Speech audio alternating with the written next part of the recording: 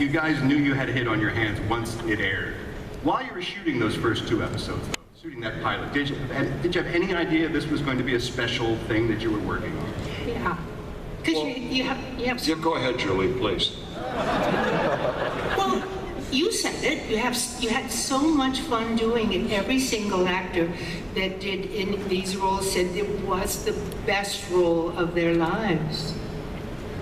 You just knew it. You felt it. The writing was so brilliant. The ideas, the lighting. There was special lighting for each villain. One would have green lighting. The Joker would have, and then. Mine was kind of golden, and the whole tilted cameras, and color television was just coming into itself in the 60s, and so this was an especially brilliant show and they spent a lot of money on it. For me, and I think possibly for Adam, you know, we were working like 14 hours a day, and when you film something, you do it in really little pieces. And the way it works is that you have like maybe a minute maximum of what's going to be the action. And you sit there for 45 minutes and wait while they light, and they change this, and that doesn't work, and all of this. And then you finally get up there, and when you work, I mean, it's terrific, and you have to build that energy for that moment that you're up there. But still, until Adam and I actually saw the first episode, we didn't know there were going to be POWs and zaps.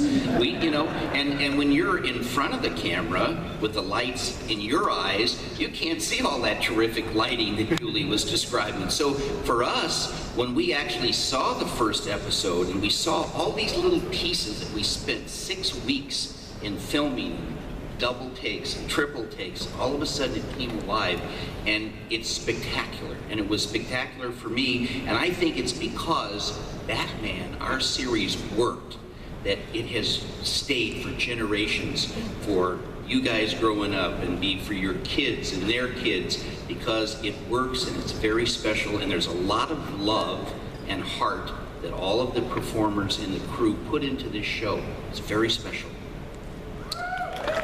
We knew from the very beginning that we were on to something, because 20th Century Fox and ABC and all the others were so excited, and they were really beating the drums, and it was the first of its kind. It was in color, and 2 shows a week with a cliffhanger, of course, in between. So the excitement on the set and the excitement when the show broke ground was incredible. So the only way I could tell that we were onto something besides our daily work and belief in it, I went to a market in Malibu, up the road from where I live, to get a steak and a 6-pack. That was the night of the airing of the first show. Well, I was waiting at the checkout stand behind people, and the women kept yelling, "Hurry, hurry, Batman's on tonight, get us out of here." I had a feeling it was all over for me. It was all just beginning. There's no more anonymity.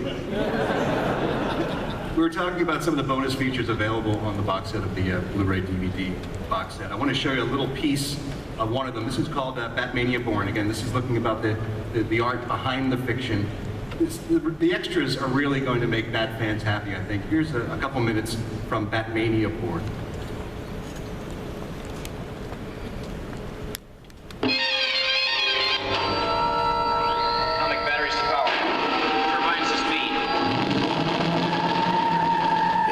Batman was made, you have to understand, it was so far ahead of its time. Nobody had ever seen anything like that. That first night when I watched that very first episode of Batman, it was just like a nuclear explosion in my brain. To the Batmobile! I was 9 years old when Batman debuted. This was my world of characters coming to life visually.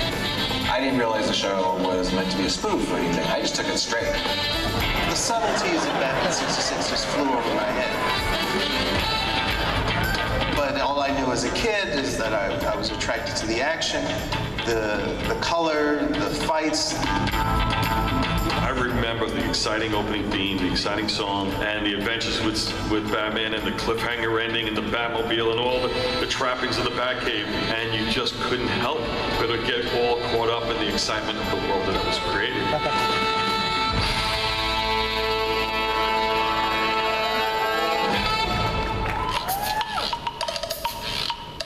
When Batman came along, what it did was it gave people comedy and fantasy.